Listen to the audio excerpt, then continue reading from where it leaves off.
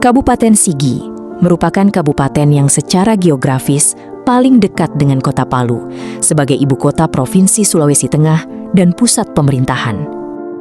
Sigi merupakan satu-satunya kabupaten dari 13 kabupaten dan kota di Provinsi Sulawesi Tengah yang tidak memiliki wilayah lautan. Meski demikian, daerah ini memiliki kawasan hutan yang sebagian besar merupakan hutan lindung dan telah dinobatkan sebagai kawasan penyangga dunia.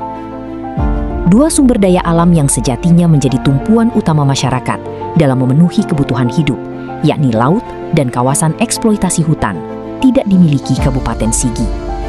Daerah ini hanya menyisakan hamparan daratan dan pegunungan yang dapat dimanfaatkan sebagai lahan persawahan dan perkebunan. Dengan keterbatasan sumber daya alam tersebut, dibutuhkan ilmu pengetahuan dan inovasi untuk memaksimalkan potensi yang tersisa. Namun, program Berani Cerdas yang digagas oleh pasangan Gubernur Anwar Hafid dan Wakil Gubernur Reni Lamajido yang menjadi salah satu harapan besar masyarakat di wilayah ini masih menghadapi tantangan dalam pelaksanaannya. Program tersebut dinilai belum sepenuhnya menyentuh kelompok-kelompok rentan di Kabupaten Sigi, terutama masyarakat yang hidup di wilayah dengan keterbatasan akses dan kondisi ekonomi yang sulit. Lemahnya pendataan dan sistem penjangkauan menjadi salah satu penyebab utama. Banyak anak putus sekolah di wilayah terpencil belum teridentifikasi karena berada di luar sistem pendidikan formal.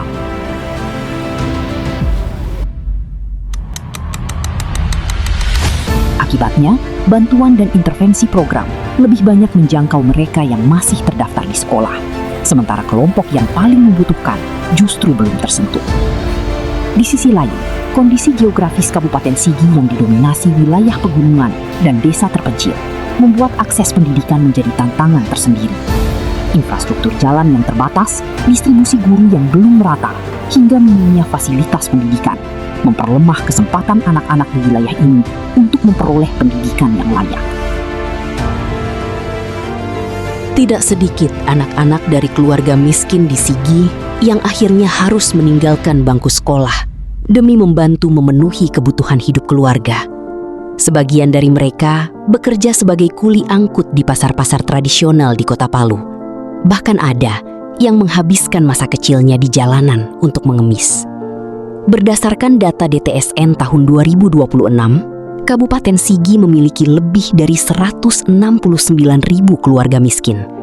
Sebagian besar di antaranya tersebar di Kecamatan Sigi Biromaru, Palolo, Dolo, hingga Kulawi yang secara langsung mempengaruhi akses pendidikan bagi warga di wilayah tersebut.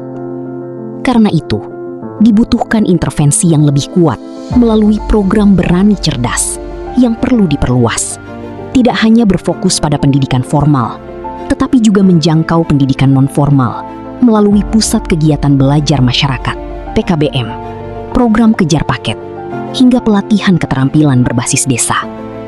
Pemerintah juga perlu membangun sistem pendataan terpadu, memperkuat sosialisasi hingga ke desa terpencil, serta menghadirkan sistem monitoring bagi anak-anak yang beresiko putus sekolah.